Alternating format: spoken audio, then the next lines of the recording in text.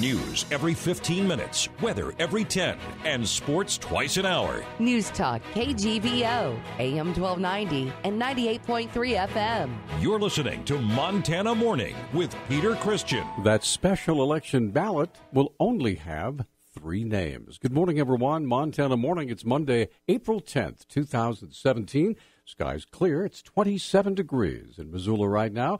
Our newscast this morning, sponsored by Maverick Motorsports, Western Montana's largest supplier of Yamaha Triumph and used motorcycles, ATVs, and snowmobiles, located at 4950 North Reserve. A judge has agreed with 3 would-be candidates who want to run in Montana's May 25th special congressional election that they didn't have enough time to gather all the voters' signatures required by the state. However, their names still won't be on the ballot. U.S. District Judge Brian Morris's order Saturday reduced the number of required voter signatures from 14,000 to only 400. However, none of the 3 men who sued to get on the ballot turned in even that many signatures by the March 6th deadline. That means no one will be added to the ballot in the race between Democrat Rob Quist, Republican Greg Gianforte, and Libertarian Mark Wicks, unless an appeals court intervenes. Of course, any name can be written in. The state faces a deadline of today to mail ballots to military and overseas voters. And in a related story, on Friday, Governor Steve Bullock gave new life to an effort to have the special federal election on May 25th be through a mail-in ballot with an opt-out feature for counties who choose it. House District 91 Representative Bryce Bennett said Governor Bullock used his power to add language to an election reform bill that would resurrect the mail ballot for the congressional election. The governor has given it a second life. He's added some amendments to a election cleanup bill of mine and asked the House and the Senate to approve those, so we'll have another chance to discuss this important issue. The title of it was broad enough that he was able to add some additional language in there that provided for mail ballots for this congressional election. Bennett said his bill does have a safety valve for individual counties. Counties that feel like traditional polling locations and absentee ballots is the better way to go for them that will boost turnout for their county are able to maintain that. But if counties feel like this is a method that could help them see higher turnout amongst their folks and see a little bit of cost savings in the process, they're able to opt in and take advantage of an all-mail system. When the governor adds his amendatory veto to a bill, it's sent back to each of the chambers to either approve or disapprove his amendment. So if it's approved by both houses, it will go back to his desk for a signature. State prosecutors say a Colorado man's reported attempts to manipulate staff at the state psychiatric hospital prove he was competent to plead guilty to killing an eastern Montana schoolteacher. The state responded last week to that Michael Spell's appeal of his conviction and 100-year prison sentence in the January 2012 death of Sherry Arnold of Sydney. The appeal argues the Parachute, Colorado man is mentally disabled and should be placed at the Montana State Hospital. The judge found him competent to stand trial after giving more credibility to the findings of a 60-day hospital evaluation than shorter evaluations by defense experts.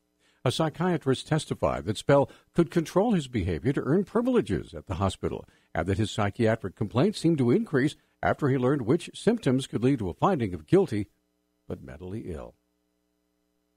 Apparently unsatisfied with just running eco-compost and mountain water, the city of Missoula has decided to branch out into producing gravestones. 2 private sector competitors, Garden City Monument Services and Garden City Funeral Homes, are suing the city over its attempts to enter the market. Attorney Rachel Parkin explains. We feel like this is unfair competition. So the city cemetery has the ability to set by ordinance, regulations for sizes of headstones and things like that. And so they can grant themselves variances that they aren't granting to other local monument shops. Parkin says there's no secret the purpose behind the changes is to make money and that the new competitor will significantly hurt private business. It really is an enterprise that they're engaging in. I mean, this is certainly, a for-profit enterprise. The meeting minutes are replete with references to the profits that they'll garner and, what they can do with those profits and things like that. So, again, we're looking at using taxpayer money to engage in direct competition with local businesses, and it is problematic. Parkin also said the city dipped into money that should have been used to maintain the cemetery in order to buy a new plotter, something that a private company would not have been allowed to do. A southeastern Montana man with a history of child abuse and neglect referrals is charged with killing his 2-year-old daughter. Bighorn County prosecutors on Friday charged 26-year-old Dana Redding Jr. with deliberate homicide, aggravated assault, and assault with a weapon. The Billings Gazette reports Redding's daughter died last Wednesday at the hospital in Hardin. He was arrested that day. Court records say the victim's 3-year-old brother told an FBI child forensic interviewer that Daddy hurt his sister and that a tool was used.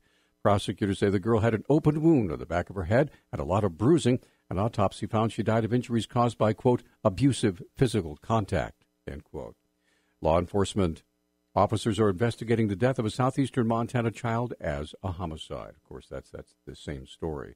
The past week kept Missoula County Attorney's Office occupied with 22 new felony cases.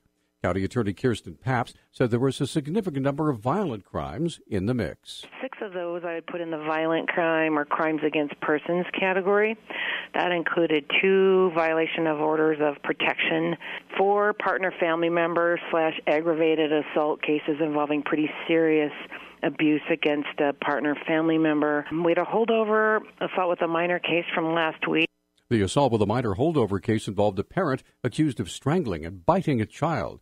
And there were lots of other types of criminal behavior as well. In the Property Crimes Division, there were 3 thefts and criminal mischief. Drugs, we had 3 felony drug cases, 1 opiate, 1 intent to distribute, and then a whole handful of endangerment crimes, including a small handful of felony DUIs. Papps says violation of protection cases are particularly troubling. They often coincide or are a precursor to partner or family member assault cases. Sexual assault victims have been damaged in many ways. Their trust in people has been shattered, and they have difficulty communicating, especially with law enforcement. However, recent research by a University of Montana Communication Studies professor is drawing national attention.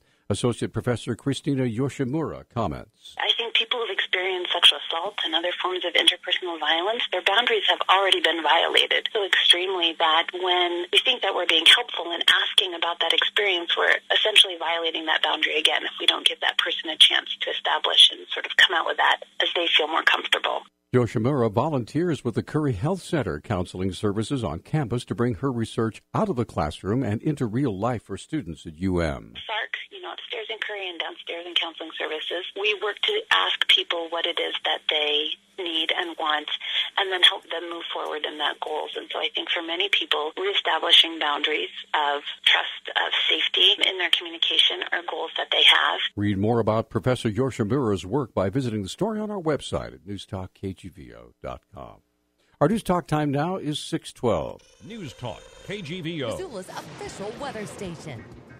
Mostly cloudy skies today with scattered showers in the forecast. Daytime highs today will top out in the upper 40s and low 50s. Tonight, a chance of showers early, overnight lows in the upper 20s. I'm meteorologist Brooke Foster for Missoula's KECI 13.